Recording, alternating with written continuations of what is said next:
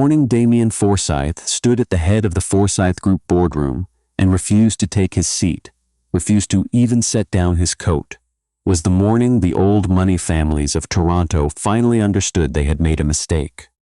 He did not raise his voice. He did not need to. He simply stood at the end of the polished walnut table, and beside him stood the woman they had spent 6 months trying to destroy. She was not wearing a designer label. She was not draped in jewelry that cost more than a year's salary. She was wearing a simple navy dress, and her hands were clasped quietly in front of her, and she looked like exactly what she was, a person who had done nothing wrong. Her name was Quinn Hartley, the woman the Forsythe family social circle had called a cook, a nobody, an opportunist with no pedigree.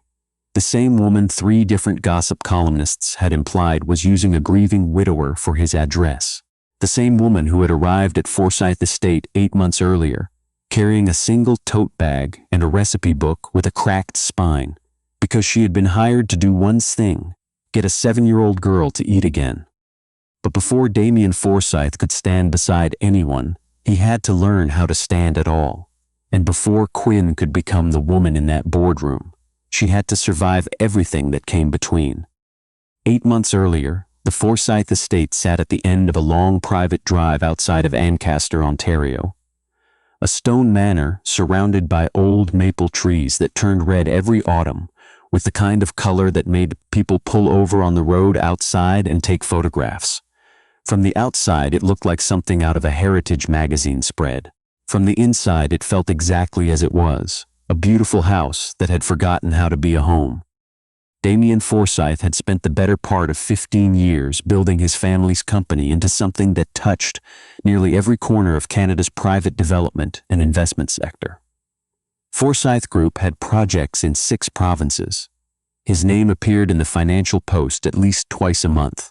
At 41, he was considered one of the sharpest minds in the country's real estate development landscape, and people who had crossed him in negotiations still talked about it in hushed, cautious tones. He was also quietly and without anyone to tell at a complete loss. His daughter Elise had not eaten a proper meal in 11 weeks. It had started after her mother's funeral, not the day of, the day after, when Elise had come downstairs for breakfast and sat at the kitchen table and looked at the plate in front of her and simply said, "I'm not hungry," and then said the same thing the next morning and the next. The family doctor called it grief-related appetite suppression. A specialist in Hamilton called it something longer and harder to pronounce.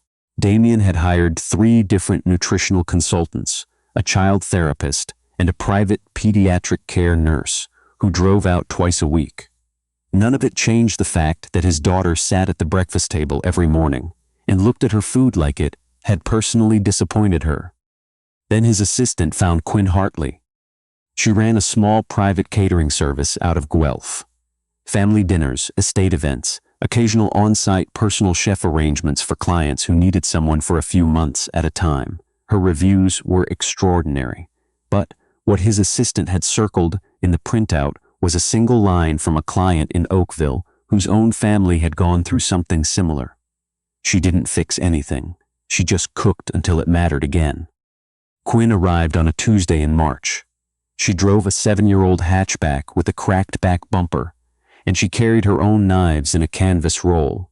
And the first thing she did when she walked into the estate kitchen was run her hand along the edge of the counter and nod to herself, like she was confirming something she'd already suspected. She did not introduce herself to Damien first. She introduced herself to Paul, the groundskeeper, who happened to be in the kitchen having tea, and she asked him how he liked it. Damien watched from the doorway. He had expected someone who would arrive and immediately begin outlining a plan, a nutritional strategy, a schedule, a list of deliverables. That was how every other consultant had started. Quinn asked Paul his name, and when he told her, she said, "Nice to meet you, Paul. I'm Quinn. I'll be here for a bit. What do you like for lunch?" It was such a small thing. It shouldn't have stopped him where he stood. It did. He found her in the kitchen an hour later, pulling ingredients from the pantry. She had apparently cataloged entirely on her own, humming something low and unidentifiable under her breath. Mrs. Hartley. She turned, She was 33, dark-haired, with the kind of steadiness in her expression that suggested she had been surprised very few times in her life and had not found any of those occasions enjoyable. "Mr. Forsythe, I was hoping to speak with you about Elise before I try anything today, if you have a few minutes." He did not have a few minutes. He had a call with his Vancouver office in 35. He said, "Of course." They sat at the kitchen island. Not in his office, not in the formal sitting room, but at the kitchen island because Quinn had not moved toward anywhere else, and Damien found he did not correct her. She had done her research.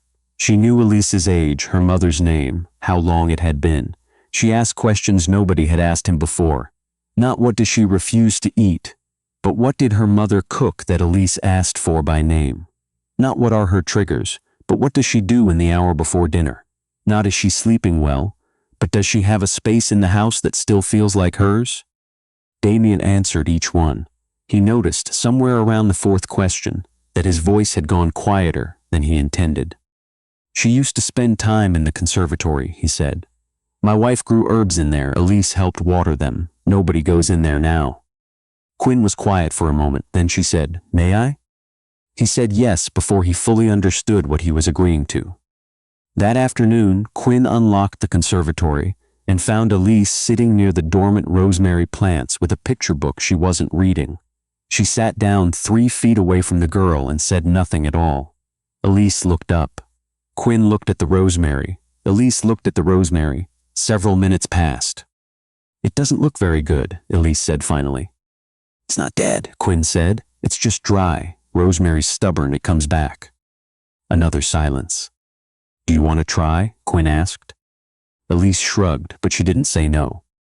By the end of the week, every herb in the conservatory had been watered. On Friday evening, Elise ate a full bowl of lemon rosemary soup that Quinn had made from the first sprig Elise had picked herself. She ate it without being asked. She finished it and pushed the bowl forward. "Is there more?" Damien stood in the darkened doorway of the kitchen and watched his daughter hold out her bowl with both hands. He had not come close to crying in front of another person in 2 years. He came close that evening, and he was grateful the doorway was dark. The weeks that followed did something unexpected to Forsythe Estate. It did not become louder exactly, but it became warmer. Quinn cooked breakfast at 7 and left a note on the counter about dinner. She taught Elise how to make short crust pastry on Saturday mornings and did not say a word about the flour on the floor. She brought Paul tea without being asked. She found the birthday of the cleaning staff's longest-standing member in the household calendar and made a cake with no announcement and no expectation of thanks. Damien noticed all of it. He told himself he was simply relieved. The arrangement was working. Elise was eating. That was the point, and it had been achieved, and there was nothing beyond it that required his attention. He said this to himself on Monday. He said it again on Wednesday. By Friday he had stopped, because Friday was the evening. He came into the estate library at 9:30 and found Quinn sitting on the floor with her back against the shelves, reading a very old copy of a Margaret Atwood novel. She looked so entirely at ease in the middle of his library that he stood in the doorway for almost a full minute before she noticed him.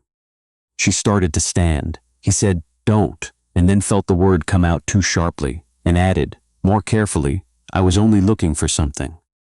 He found a book he didn't need and sat in the armchair by the window and opened it to a page he didn't read. For 20 minutes the only sound in the library was pages turning, and it was the most peaceful 20 minutes he could remember, having in a very long time. Before she left that night, she paused in the doorway. "She asked me today if I'd still be here in the summer," Quinn said. Damien looked up. "I didn't want to answer without checking with you. I don't make promises I don't have the authority to keep." He looked at her for a moment. "Tell her yes." Quinn nodded. She left. Damien sat with the unopened book for a long time afterward. It was around this time that Helena Crawford began to pay attention. Helena was the cousin of Damien's late wife, polished, well connected, that her proximity to the Forsythe name was both a right and a kind of vocation. She had been a fixture in Damien's social world for years before the marriage, and had remained so after, staying close in the months following the funeral in a way that certain people described as devoted and others called something. Helena herself would have said she was simply being supportive. She was at the estate for a Sunday dinner in April when she first heard Damien mention Quinn's name in passing. Just sentence Quinn started a new pasta. With the herbs Elise grew herself, but Helena had spent 40 years of her life learning to hear what was underneath the surface of sentences. She heard interest, real interest, not social courtesy. She smiled through the rest of the dinner and drove home and sat in her own kitchen and thought very carefully about her next move. Helena had connections on 3 different boards, a long relationship with a Toronto lifestyle columnist, and decades of practice at the particular art of making a damaging implication sound like genuine concern. She also possessed information that almost no one else did. Because Helena Crawford's family had a history with Forsythe Group that stretched back 30 years. A history that Quinn Hartley understood better than anyone. The truth about Quinn's connection to the Forsythes was not something she had hidden deliberately. Not exactly. She had simply not found the right moment to raise it, and then enough time passed that raising it would have felt like a confession rather than context. Her mother, Janet Hartley, had worked as a financial administrator for Forsythe Group for 11 years. She had been, by every account that mattered, exceptionally good at her job. And then, 22 years ago, she had been dismissed, not quietly. There had been an internal investigation, formal accusations, a significant sum missing from a charitable endowment the company managed, and the documentation, as presented at the time, had pointed toward Janet Hartley. Janet had maintained her innocence for the rest of her life. Quinn had believed her completely. But believing someone and proving something are 2 entirely different things. And Janet had died 4 years ago without her name ever being formally cleared. Quinn had not come to Forsythe Estate to investigate anything. She had come because the work was good, because a child needed help, and because her rent was due. The connection to the family was real, but so was her reason for being there. She had told herself she would explain when the moment was right. The moment became harder to find when Helena Crawford said, over lunch in May, very pleasantly while passing the sparkling water, "You know, I've always found it interesting that someone with Quinn's background ended up here of all places. Her mother worked for your company, didn't she, years ago?" I believe there was some difficulty. The table went quiet with the specific texture of silence that falls when something has been said that cannot be retrieved. Damien looked at Helena. Then he looked at Quinn. Quinn looked back at him and did not drop her eyes, because she had spent her whole life refusing to be ashamed of things she had not done. "Helena," Damien's voice was level and entirely without warmth. "I only think it's worth having the full picture," Helena said pleasantly. "I understand what you're saying. I'm asking you to stop." Quinn said nothing. She held the silence and waited, because the only thing worse than a false accusation is reacting in a way that looks like guilt. But Helena had more prepared than a lunch comment. 2 weeks later, a column appeared in a business gossip publication, anonymous source.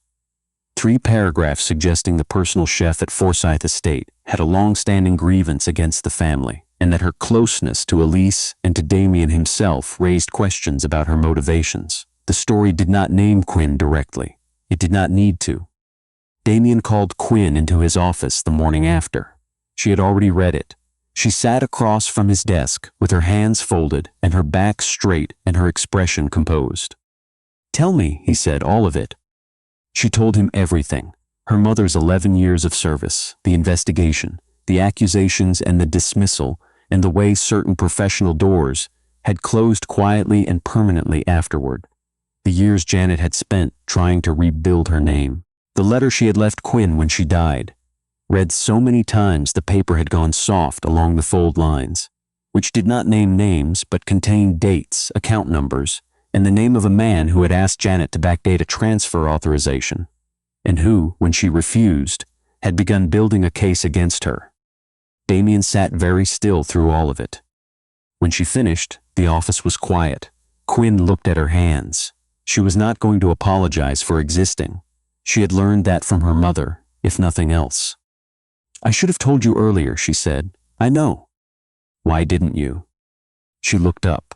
"Because I didn't want you to look at me the way people look at someone whose family carries that kind of history." Like the accusation transferred down. Damien was quiet for a long moment. Then he said, "I believe you." 2 words. They should not have done what they did. Quinn felt something release in her chest that she had not known was held tight. "I'm going to look into something," he said. "While I do, nothing changes here. You continue your work. You are not on trial in this house." She nodded and stood to leave. "Quinn." She turned. "I'm sorry for what happened to your mother." She held that for a moment before she walked out. What followed was 3 weeks of standing at the edge of something she couldn't see the bottom of. Helena escalated. A second column, then a quiet dinner party, where she managed with remarkable precision to cast doubt on Quinn's presence without ever making a statement that could be directly challenged. She moved through the Forsythe social circle like a current beneath still water, redirecting without breaking the surface. Damien said nothing publicly. He also pulled every archived administrative file from the relevant years of Forsythe Group's records and sent them to an independent compliance consultant, whose name did not appear in any of the company's existing relationships. He did not tell Quinn. He did not tell anyone. The answer came from an unexpected direction.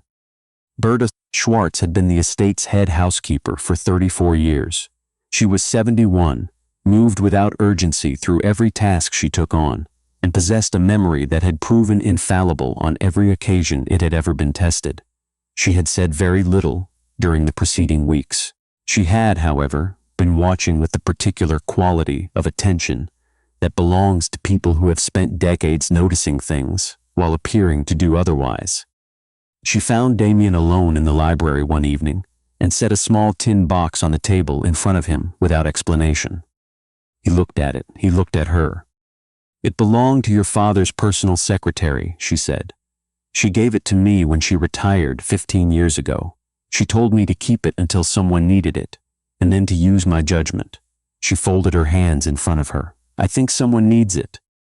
Inside the tin were not many documents, but they were precise. Handwritten notes on Forsythe Group stationery, a copy of an internal transfer authorization with 2 sets of initials, one of them belonging to a man whose name was R.H. Crawford, Helena's father.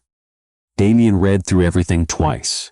He called his compliance consultant at 11 o'clock at night and read the key sections aloud over the phone.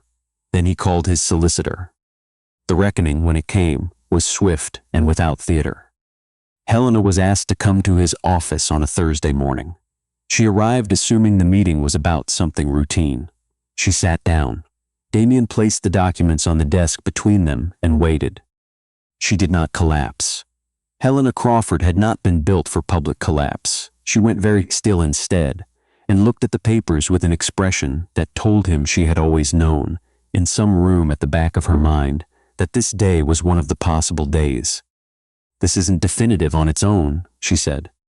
"The compliance review is," he said. "Combined with what's here, there's more than enough. My father has been dead for 12 years. I know, the work he did before he died didn't end with him." A silence. "What are you going to do?" she asked. "The legal team will determine what needs to be formally reported. I'll be cooperating fully with the process." He paused.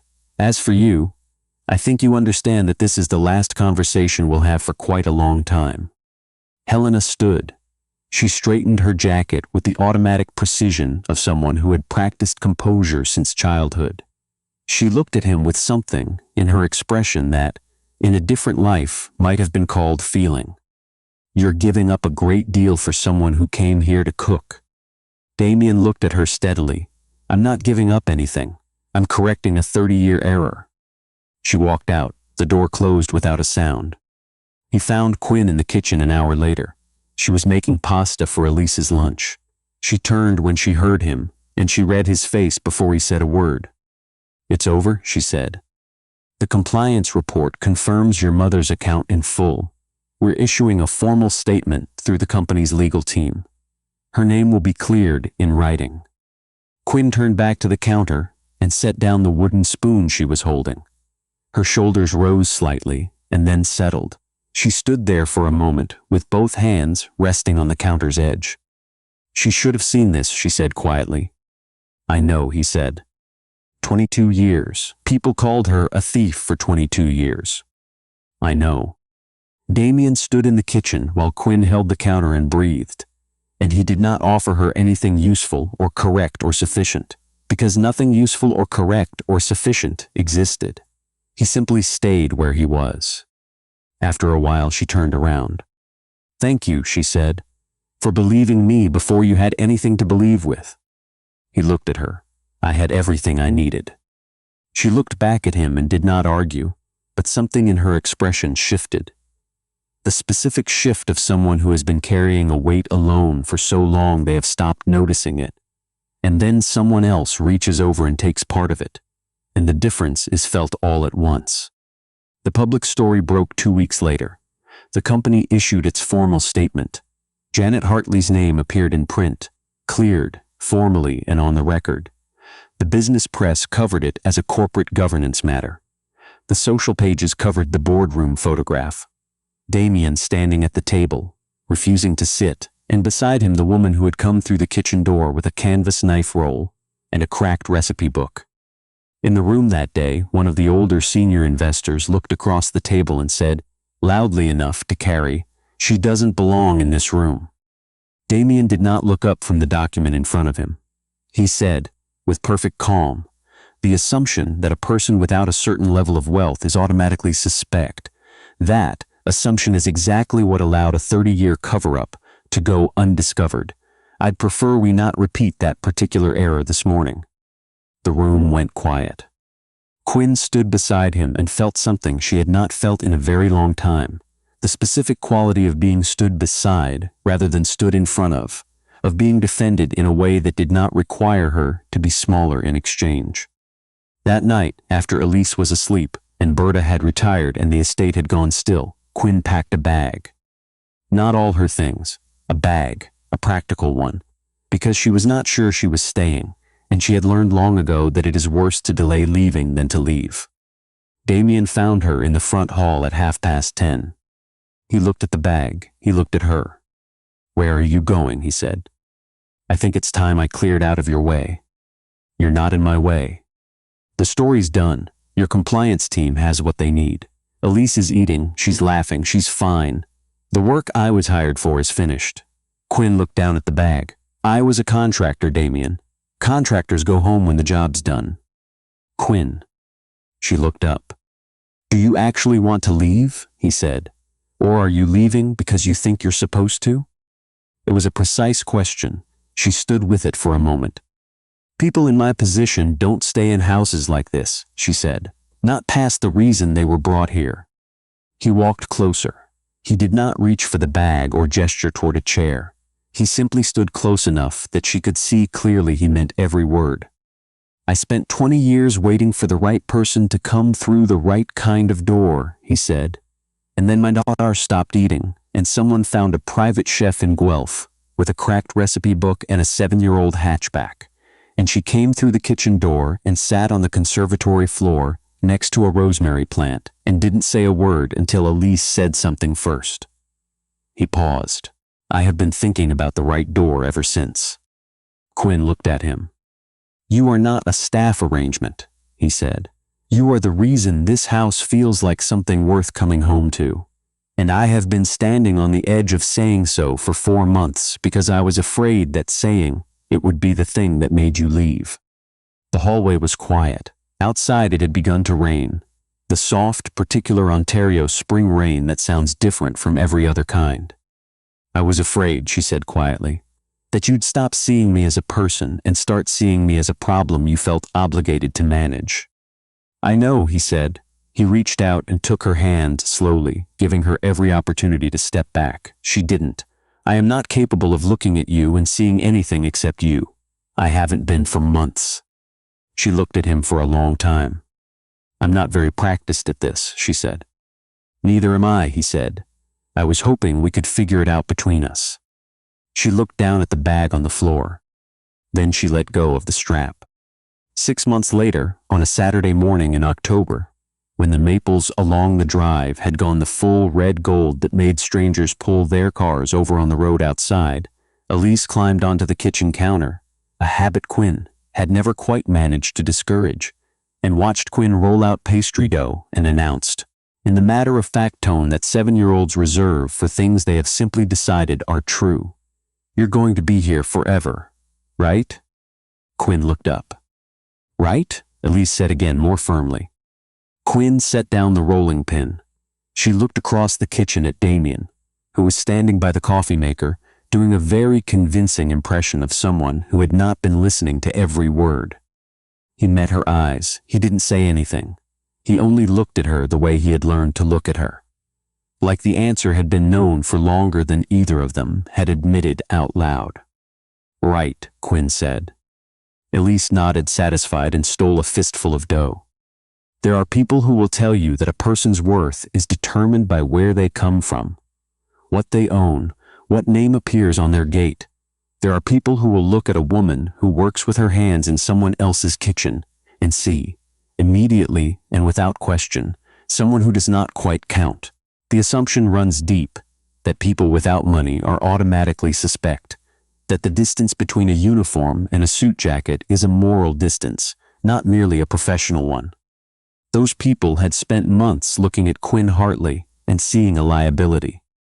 They had missed the only thing that ever mattered, that she was the person who brought a child back to the table, who brought a man back to his own house, who had spent 22 years carrying her mother's name with quiet dignity and never once stopped believing that the truth would eventually be worth the wait.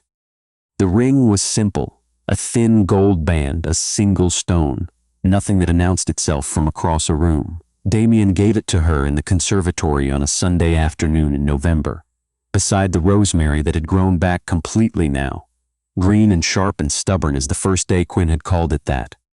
He did not make a speech. He asked one question. Quinn said yes. And the estate that had learned, slowly and imperfectly, and in the way that only real things manage, how to become a home again, filled with the particular sound of happiness that cannot be performed, cannot be purchased, and cannot be taken away by anyone who was never invited in to share it.